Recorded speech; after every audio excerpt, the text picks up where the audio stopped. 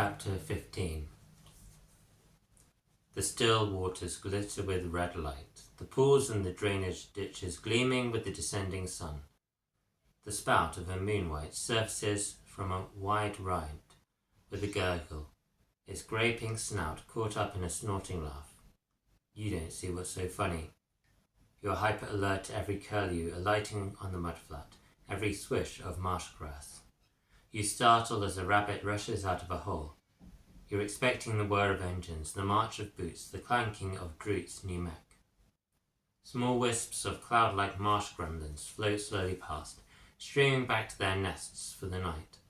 Some of them brush against your thighs. You wonder if any of them at all are soft and fluffy, rather than moist and airy. But now is not the time to stop. Not when every minute is a gift to put further distance between you and Marston. And Droot. Your boots tramp firmly on the path. A squelch sounds every few minutes, but the way that leads through the creeks and oozing muds does not fail you. The bridges are not so safe. The wooden beams that cross the narrow waterways are decaying, and over one crossing you hear the sound of splintering timber. You jump the final stretch, your foot trailing in the waters. Your heart beats louder as you see movement where your foot splashed. Long, dark, sinuous shapes move there. A bed of shadow-hued eels. They move like a nightmare, completely at home in the dark. The hint of electricity flashes between them. You shudder. You can never bring yourself to eat the eel pie at Marston on Thursday nights. You see a small hut in the distance, smoke rising from its chimney, a skiff chained outside. Someone lives out here. There are always some who choose to live beyond the wards. You remember the whispers at school about the weird things in the marsh, the eel lord, the bog witch, the human shadow mutant. You wonder if you should approach the hut, learn to live in the wilderness of the marsh, hidden from all outsiders. Perhaps the bog witch might want an apprentice. But you shrug off the thought. Your feet move you onwards. Your fear alternates with rage, a blaze within you that makes you delight in the sway of your legs, faster and faster. Droot, Thurley, Birdington, and all the rest. You raise your middle finger back in the direction of the school. You'd rather take your chances with the creatures of night than them. The teachers, the Empire, they won't dare to follow you in the dark. Once night falls, the darkness might keep you safe. You hear a faint hum quavering through the air. You see it there in the distance, an airship, treading out the last hour before sunset. You cast your eyes around, but nothing but marsh grass and water can cover you. The ship grows bigger in the sky. A tide of panic rises within you, the taste of bile splicing the back of your tongue. You're completely exposed. There's nowhere to hide, not even a bush. You'll be seen. Even if you throw yourself flat on the ground, you'll be found. Help, you gasp. If anyone's out there, help. There. Movement by your feet. The marsh gremlins flow towards you in a long winding stream. They cluster around until you're in the middle of a thick fog. You're hidden. All you can see are their fluffy forms. You try to stay as still as you can when you hear the bulk of the airship pass over you. You wait until you hear it no longer.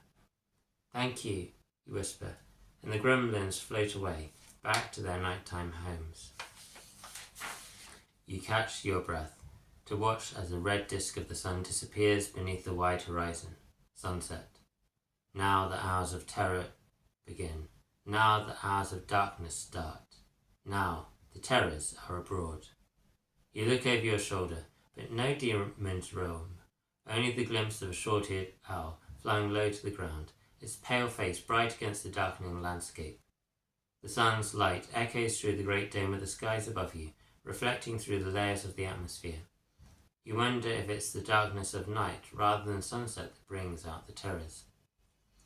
You stop for food in a dry spot on a stony outcrop dotted with laurel bushes, digging out the cheese and bread which Alban grabbed from the pantry. As you munch, you try not to think about what's happening. Try to concentrate on the chewing of your teeth. You feel cold in the stillness. The evening song of the ichor-wing birds calls out from the bushes, a low mournful tune of loss and heartbreak. You think you see a flash of one of their golden feathers. Your feet are throbbing, but you see nowhere to stop for the night. The blanched skies deepen into inky blue as you will your feet to continue moving. All around you the marsh settles into its night self.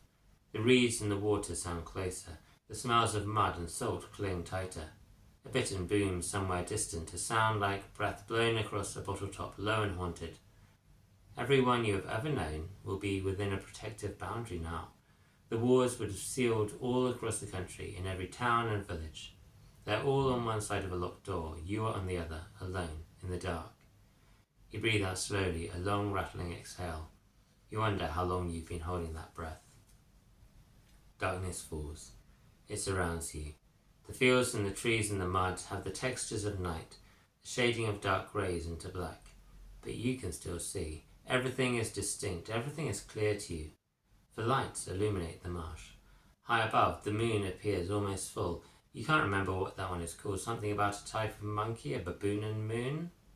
In some wide, shallow pools that you pass, a faint, cold, bluish-green light glows, the foxfire of the marshes. And in the distance you see fey lights erupt quickly and burn and then fade, ghostly flickering flames hovering over the boggy ground, shattering the darkness like a flare. Alban says that it's actually mask ash igniting, but you know it's a lantern sprite trying to lure travellers away. Alban. It hurts to think of him, of them. But one area to the south stays persistently dark. No matter the moonlight, the foxfire, the fey lights, it's not illuminated. It remains a patch of darkness in the distance, complete and whole and perfect in utter pitch black, as if it was sucking all the light into itself, never to escape. There's something about it that draws you, a feeling you can't name.